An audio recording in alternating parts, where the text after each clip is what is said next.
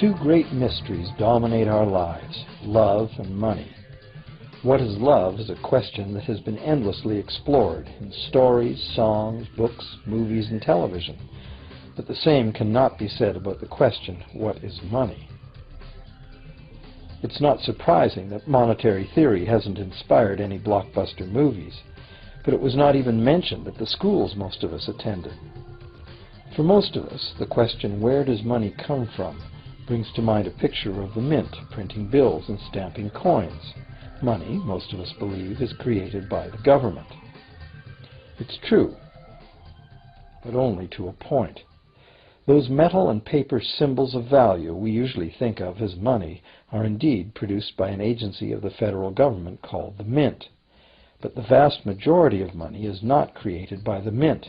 It is created in huge amounts every day by private corporations known as banks. Most of us believe that banks lend out money that has been entrusted to them by depositors. Easy to picture, but not the truth. In fact, banks create the money they loan, not from the bank's own earnings, not from the money deposited, but directly from the borrower's promise to repay. The borrower's signature on the loan papers is an obligation to pay the bank the amount of the loan plus interest, or lose the house, the car, whatever asset was pledged as collateral. That's a big commitment from the borrower. What does the same signature require of the bank? The bank gets to conjure into existence the amount of the loan and just write it into the borrower's account. Sound far-fetched? Surely that can't be true. But it is.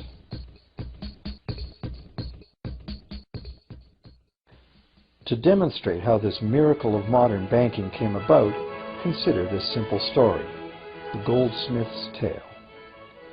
Once upon various times, pretty much anything was used as money.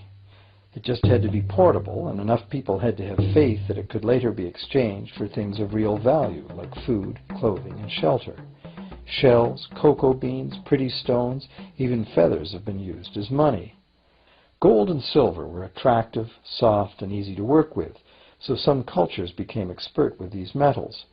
Goldsmiths made trade much easier by casting coins, standardized units of these metals whose weight and purity was certified.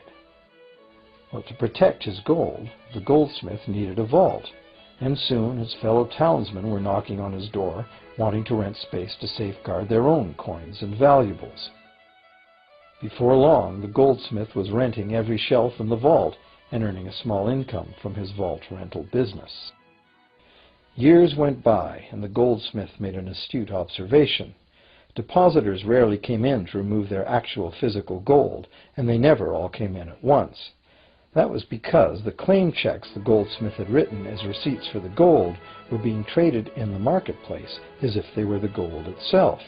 This paper money was far more convenient than heavy coins, and amounts could simply be written instead of laboriously counted one by one for each transaction. Meanwhile, the goldsmith had another business. He lent out his gold, charging interest. Well, as convenient claim check money came into acceptance, borrowers began asking for their loans in the form of these claim checks instead of the actual metal. As industry expanded, more and more people asked the goldsmith for loans. This gave the goldsmith an even better idea.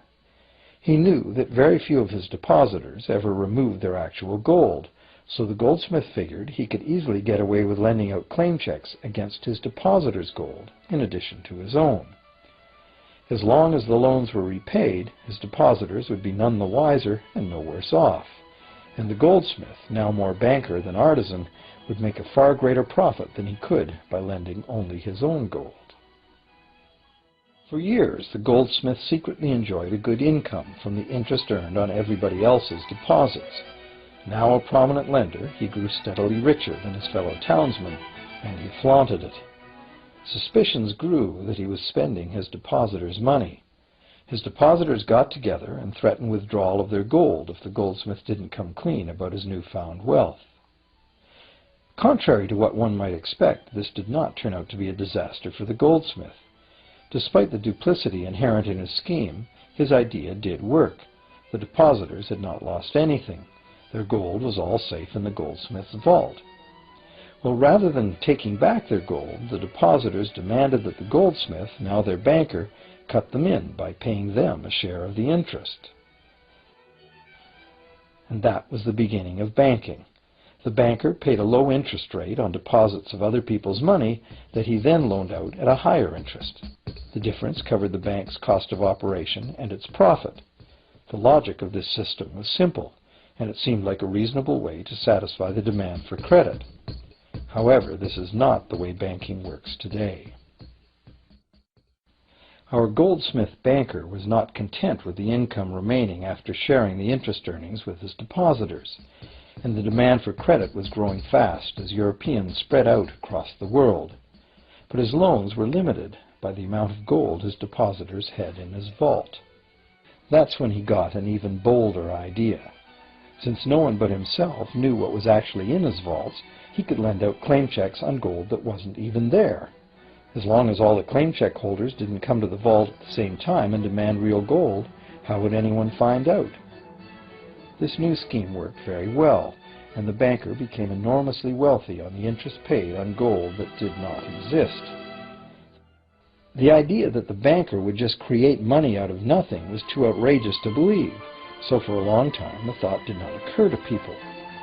But the power to just invent money went to the banker's head, as you can well imagine.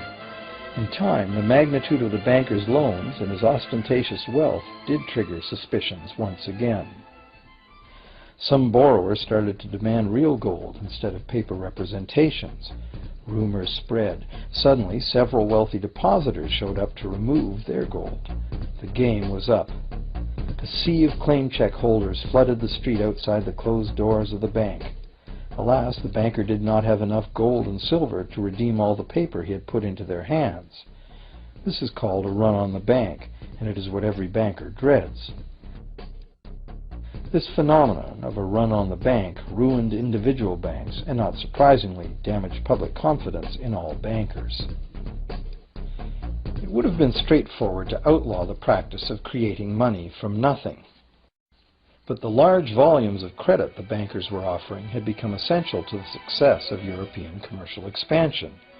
So instead, the practice was legalized and regulated. Bankers agreed to abide by limits on the amount of fictional loan money that could be lent out. The limit would still be a number much larger than the actual value of gold and silver in the vault. Quite often the ratio was 9 fictional dollars to 1 actual dollar in gold. These regulations were enforced by surprise inspections. It was also arranged that, in the event of a run, central banks would support local banks with emergency infusions of gold. Only if there were runs on a lot of banks simultaneously would the banker's credit bubble burst and the system come crashing down.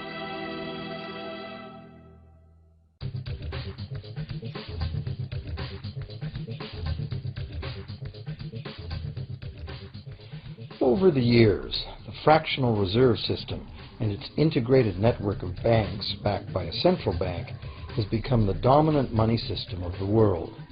At the same time, the fraction of gold backing the debt money has steadily shrunk to nothing.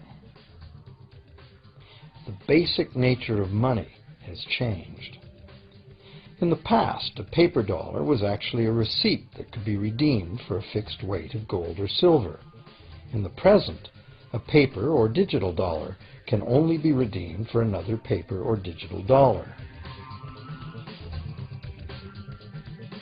In the past, privately created bank credit existed only in the form of private banknotes, which people had the choice to refuse, just as we have the choice to refuse someone's private check today.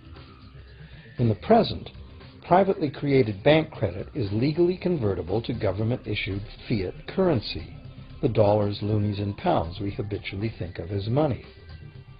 Fiat currency is money created by government fiat or decree, and legal tender laws declare that citizens must accept this fiat money as payment for debt, or else the courts will not enforce the obligation. So now the question is, if governments and banks can both just create money, then how much money exists?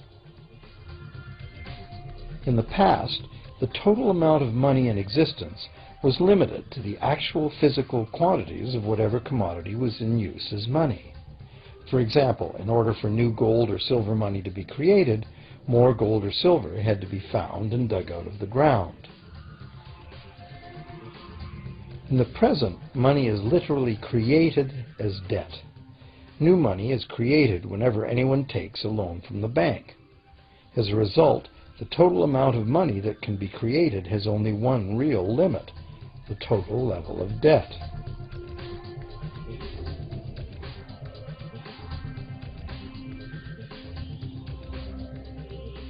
Governments place an additional statutory limit on the creation of new money by enforcing rules known as fractional reserve requirements. Essentially arbitrary, fractional reserve requirements vary from country to country and from time to time. In the past, it was common to require banks to have at least $1 worth of real gold in the vault to back $10 worth of debt money created. Today, reserve requirement ratios no longer apply to the ratio of new money to gold on deposit, but merely to the ratio of new debt money to existing debt money on deposit in the bank. Today, a bank's reserves consist of two things: the amount of government-issued cash or equivalent that the bank has deposited with the central bank, plus the amount of already existing debt money the bank has on deposit. To illustrate this in a simple way, let's imagine that a new bank has just started up and has no depositors yet. However, the bank's investors have made a reserve deposit of $1,111.12 of existing cash money at the central bank. The required reserve ratio is 9-to-1. Step 1. The doors open and the new bank welcomes its first loan customer. He needs $10,000 to buy a car. At the 9-to-1 reserve ratio, the new bank's reserve at the central bank, also known as high-powered money, allows it to legally conjure into existence 9 times that amount, or $10,000, on the basis of the borrower's pledge of debt. This $10,000 is not taken from anywhere. It's brand new money simply typed into the borrower's account as bank credit. The borrower then writes a check on that bank credit to buy the used car. Step 2. The seller then deposits this newly created $10,000 at her bank. Unlike the high-powered government money deposited at the central bank, this newly created credit money cannot be multiplied by the reserve ratio. Instead, it's divided by the reserve ratio. At a ratio of 9-to-1, a new loan of $9,000 can be created on the basis of the $10,000 deposit. Step 3. If that $9,000 is then deposited by a third party at the same bank that created it or at a different one, it becomes the legal basis for a third issue of bank credit, this time for the amount of $8,100. Like one of those Russian dolls, where each layer contains a slightly smaller doll inside, each new deposit contains the potential for a slightly smaller loan in an infinitely decreasing series. Now, if the loan money created is not deposited at the bank, the process stops. That's the unpredictable part of the money creation mechanism. But more likely, at every step, the new money will be deposited at a bank, and the reserve ratio process can repeat itself over and over until almost $100,000 of brand new money has been created within the banking system. All of this new money has been created entirely from debt, and the whole process has been legally authorized by the initial reserve deposit of just $1,111.12, which is still sitting untouched at the central bank. What's more, under this ingenious system, the books of each bank in the chain must show that the bank has 10% more on deposit than it has out on loan. This gives banks a very real incentive to seek deposits in order to be able to make loans, supporting the general but misleading impression that loans come out of deposits.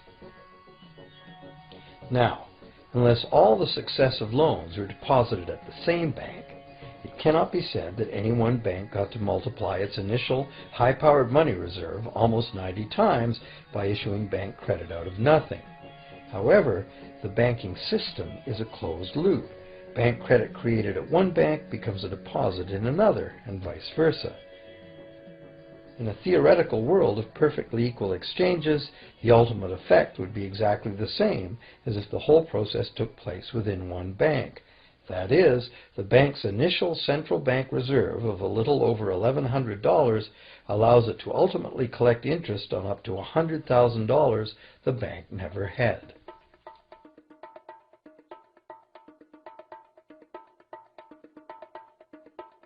If that sounds ridiculous, try this. In recent decades, as a result of steady lobbying by the banks, the requirements to make a reserve deposit at the nation's central bank have all but disappeared in some countries, and actual reserve ratios can be much higher than 9-to-1. For some types of accounts, 20-to-1 and 30-to-1 ratios are common.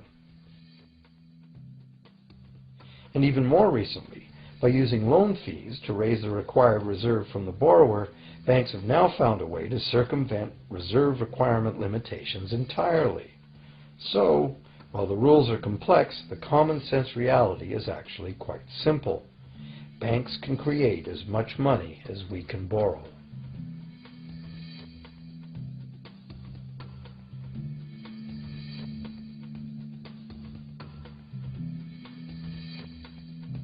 Despite the endlessly presented mint footage, government-created money typically accounts for less than 5% of the money in circulation. More than 95% of all money in existence today was created by someone signing a pledge of indebtedness to a bank.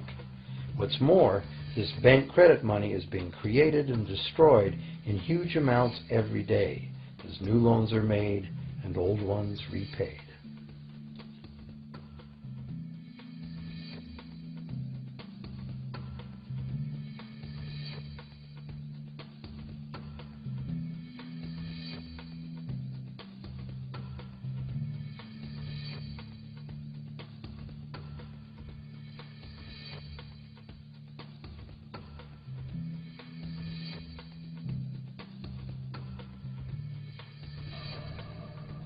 Banks can only practice this money system with the active cooperation of government. First, governments pass legal tender laws to make us use the national fiat currency. Secondly, governments allow private bank credit to be paid out in this government currency. Thirdly, government courts enforce debts. And lastly, governments pass regulations to protect the money system's functionality and credibility with the public, while doing nothing to inform the public about where money really comes from.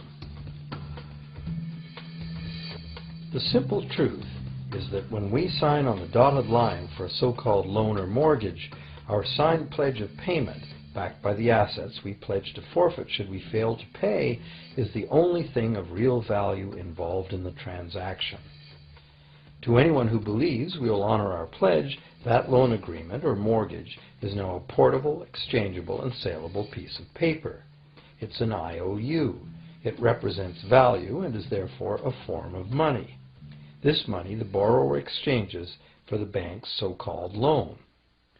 Now, a loan in the real world means that the lender must have something to lend. If you need a hammer, my loaning you a promise to provide a hammer I don't have won't be of much help. But in the artificial world of money, a bank's promise to pay money it doesn't have is allowed to be passed off as money, and we accept it as such.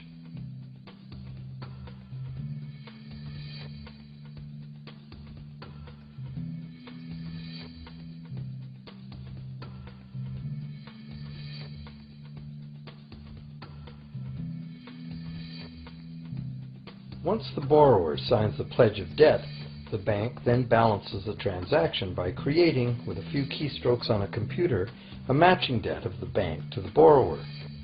From the borrower's point of view, this becomes loan money in his or her account, and because the government allows this debt of the bank to the borrower to be converted to government fiat currency, everyone has to accept it as money. Again, the basic truth is very simple. Without the document the borrower signed, the banker would have nothing to lend. Have you ever wondered how everyone, governments, corporations, small businesses, families, can all be in debt at the same time and for such astronomical amounts? Have you ever questioned how there can be that much money out there to lend? Now you know. There isn't. Banks do not lend money. They simply create it from debt. And as debt is potentially unlimited, so is the supply of money. And as it turns out, the opposite situation is also true. Isn't it astounding that despite the incredible wealth of resources, innovation, and productivity that surrounds us, almost all of us, from governments to companies to individuals, are heavily in debt to bankers? If only people would stop and think, how can that be? How can it be that the people who actually produce all the real wealth in the world are in debt to those who merely lend out the money that represents the wealth? Even more amazing is that once we realize that money really is debt, we realize that if there was no debt, there'd be no money.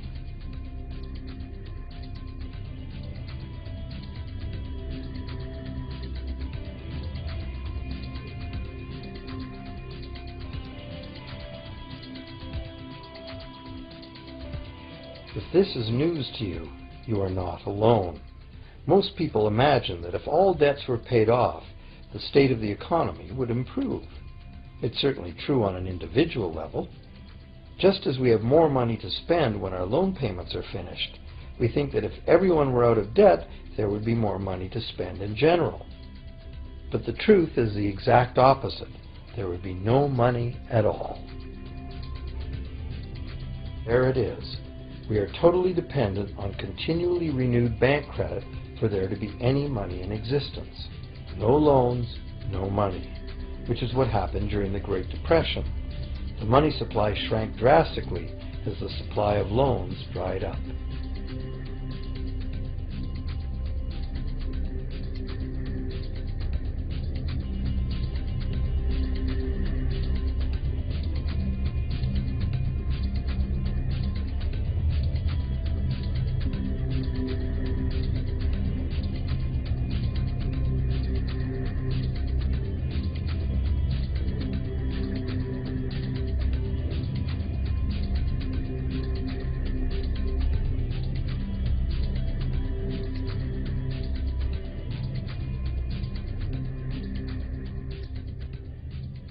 And that's not all. Banks create only the amount of the principal. They don't create the money to pay the interest. Where is that supposed to come from? The only place borrowers can go to obtain the money to pay interest is the general economy's overall money supply. But almost all that overall money supply has been created exactly the same way, as bank credit that has to be paid back with more than was created. So everywhere there are other borrowers in the same situation, frantically trying to obtain the money they need to pay back both principal and interest from a total money pool which contains only principal. It is clearly impossible for everyone to pay back the principal plus interest because the interest money doesn't exist. This can even be expressed by a simple mathematical formula. The big problem here is that for long-term loans, such as mortgages and government debt, the total interest far exceeds the principal. So unless a lot of extra money is created to pay the interest, it means a very high proportion of foreclosures and a non-functioning economy. To maintain a functional society, the rate of foreclosure needs to be low. And so, to accomplish this, more and more new debt money has to be created to satisfy today's demands for money to service the previous debt. But of course, this just makes the total debt bigger, and that means more interest must ultimately be paid, resulting in an ever-escalating and inescapable spiral of mounting indebtedness.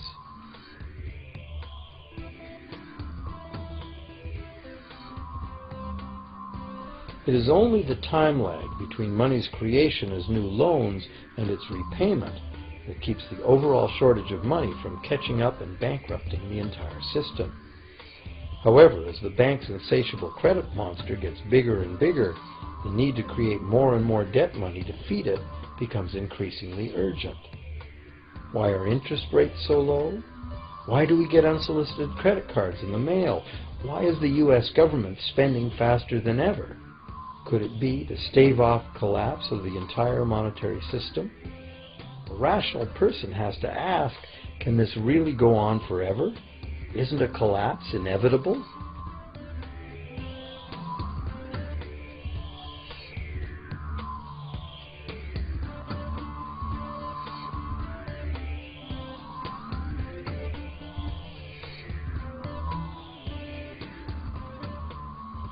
Money facilitates production and trade. As the money supply increases, money just becomes increasingly worthless unless the volume of production and trade in the real world grows by the same amount. Add to this the realization that when we hear that the economy is growing at 3% per year, it sounds like a constant rate, but it's not.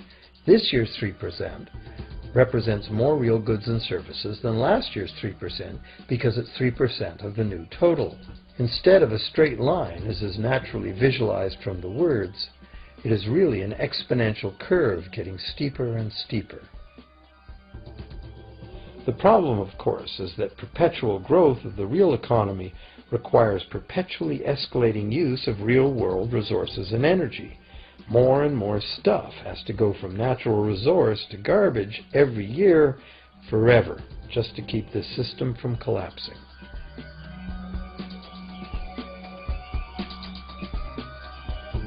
What can we do about this downright scary situation? For one thing, we need a very different concept of money. It's time more people ask themselves and their governments 4 simple questions. Around the world, governments borrow money at interest from private banks. Government debt is a major component of total debt, and servicing that debt takes a big chunk of our taxes. Now we know that banks simply create the money they lend, and that governments have given them permission to do this. So the first question is, why do governments choose to borrow money from private banks at interest when government could create all the interest-free money it needs itself? And the second big question is, why create money as debt at all? Why not create money that circulates permanently and doesn't have to be perpetually reborrowed at interest in order to exist? The third question, how can a money system that can only function with perpetually accelerating growth be used to build a sustainable economy? Isn't it logical that perpetually accelerating growth and sustainability are incompatible? And finally, what is it about our current system that makes it totally dependent on perpetual growth? What needs to be changed to allow the creation of a sustainable economy? At one time, charging any interest on a loan was called usury and was subject to severe penalties, including death. Every major religion forbade usury. Most of the arguments made against the practice were moral. It was held that money's only legitimate purpose was to facilitate the exchange of real goods and services. Any form of making money from simply having money was regarded as the act of a parasite or of a thief. However, as the credit needs of commerce increased, the moral arguments eventually gave way to the argument that lending involves risk and loss of opportunity to the lender, and therefore attempting to make a profit from lending is justified. Today, these notions seem quaint. Today, the idea of making money from money is held as an ideal to strive for. Why work when you can get your money to work for you? However, in trying to envision a sustainable future, it's very clear that the charging of interest is both a moral and a practical problem. Imagine a society and economy that can endure for centuries because, instead of plundering its capital stores of energy, it restricts itself to present-day income. No more wood is harvested than grows in the same period. All energy is renewable, solar, gravitational, geothermal, magnetic, and whatever else we discover. This society lives within the limits of its non-renewable resources by reusing and recycling everything, and the population just replaces itself. Such a society could never function using a money system utterly dependent on perpetually accelerating growth. A stable economy would need a money supply at least capable of remaining stable without collapsing. Let's say the total volume of this stable money supply is represented by this big circle. Let's also imagine that moneylenders must actually have existing money to lend. If some people within this money supply begin systematically lending money at interest, their share of the money supply will grow. If they continually reloan at interest all the money that gets paid back, what's the inevitable result? Whether it's gold, fiat, or debt money doesn't matter. The moneylenders will end up with all the money. And after the foreclosures and bankruptcies are all filed, they'll get all the real property too. Only if the proceeds of lending at interest were evenly distributed among the population would this central problem be solved. Heavy taxation of bank profits might accomplish this goal, but then why would banks want to be in business? If we were ever able to free ourselves of the current situation, we could imagine banking run as a non-profit service to society, dispersing its interest earnings as a universal citizen dividend, or lending without charging interest at all.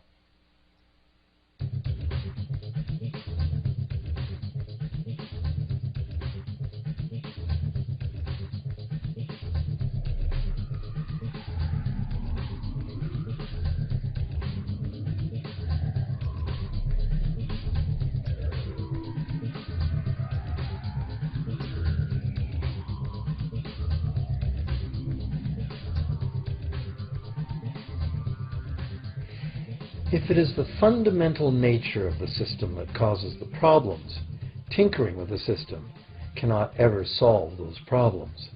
The system itself must be replaced. Many monetary critics call for a return to gold-based money, claiming that gold has a long history of reliability. They ignore the many scams that can be played with gold, shaving coins, debasing the metal, cornering the market, all of which were abundantly practiced in ancient Rome and contributed to its fall. Some advocate silver as being more abundant than gold and therefore more difficult to corner. Many question the need to bring back precious metals at all. No one wants to go back to carrying heavy sacks of coins to go shopping. It's a certainty that paper, digital, plastic, or more likely biometric ID money would be the real medium of trade, with the same potential for creating unlimited debt money we have now. Beyond that, if gold again became the sole legal basis of money, those who have no gold would suddenly have no money.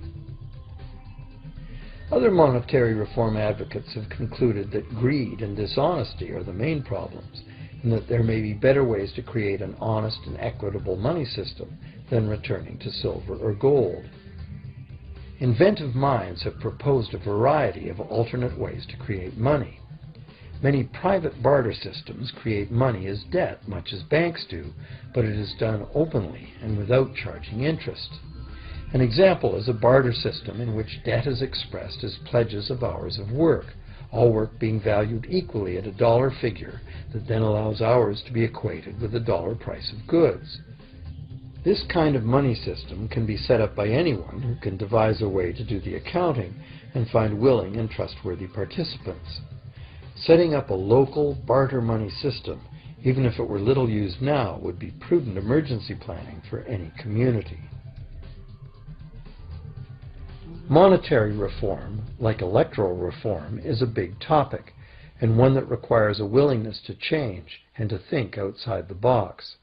Monetary reform, again, like electoral reform, will not come easily, because the enormously powerful interests that benefit from the existing system will do their utmost to maintain their advantage. Now that we've seen that money is just an idea, and that in reality money can be whatever we make it, here's one very simple alternative monetary concept to consider.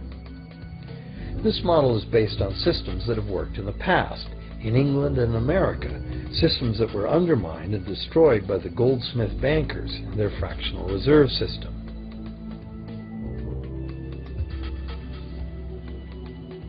To create an economy based on permanent interest-free money, money could simply be created and spent into the economy by the government, preferably on long-lasting infrastructure that facilitates the economy, such as roads, railroads, bridges, harbors, and public markets. This money would not be created as debt. It would be created as value, that value being in the form of whatever it was spent on. If this new money facilitated a proportional increase in trade requiring its use, it would cause no inflation whatsoever. If government spending did cause inflation, there would be two courses of action available.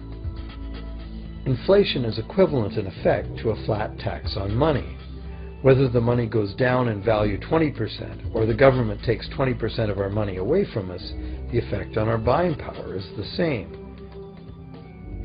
Viewed this way, inflation in place of taxation might be politically acceptable if well spent and kept within limits. Or government could choose to counter inflation by collecting tax monies that it then takes out of use, thus reducing the money supply and restoring its value. To control deflation, which is the phenomenon of falling wages and prices, the government would simply spend more money into existence. With no competing private debt money creation, governments would have more effective control of their nation's money supply. The public would know whom to blame if things went wrong. Governments would rise and fall on their ability to preserve the value of money. Government would operate primarily on taxes, as it does now, but tax money would go much, much further, as none of it would be required to pay interest to private bankers. There could be no national debt if the federal government simply created the money it needed. Our perpetual collective servitude to the banks through interest payments on government debt would be impossible.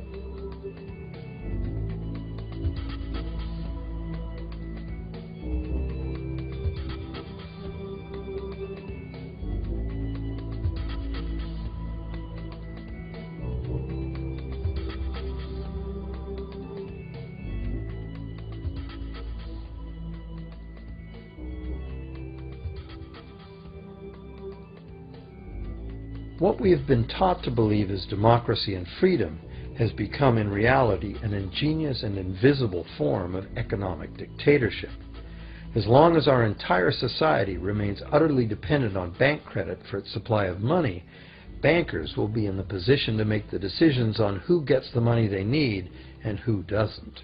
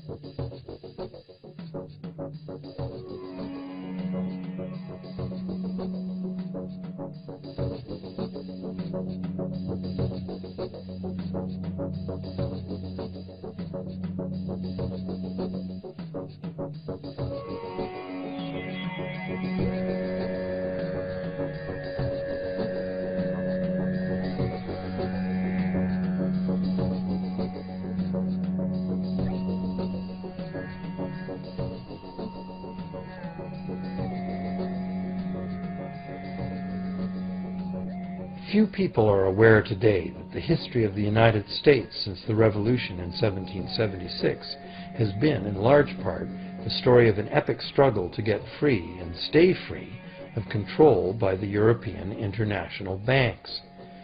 This struggle was finally lost in 1913 when President Woodrow Wilson signed into effect the Federal Reserve Act, putting the international banking cartel in charge of creating America's money.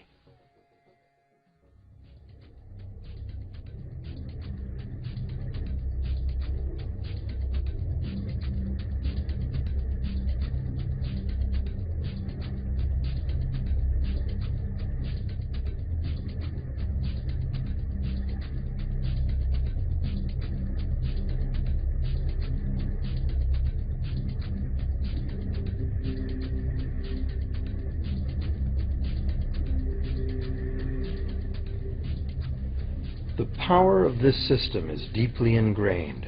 So is the educational and media silence on the subject. Years ago, a Canadian Deputy Prime Minister surveyed scores of non-economists, both highly educated professionals and common-sense people on the street, and found that not one of them had an accurate understanding of how money is created.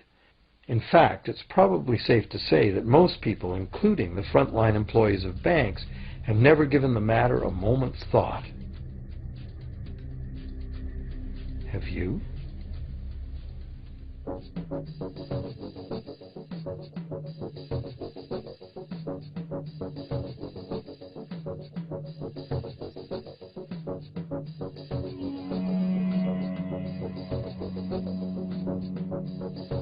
The modern money-as-debt system was born a little over 300 years ago, when the first Bank of England was set up with a royal charter for fractional lending of gold receipts at a modest ratio of 2 to 1. That modest ratio was just the proverbial foot in the door.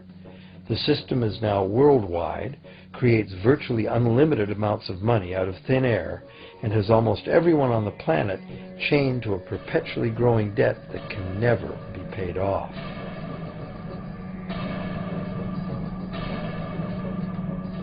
Could it have all happened by accident? Or is it a conspiracy? Obviously, something very big is at stake here.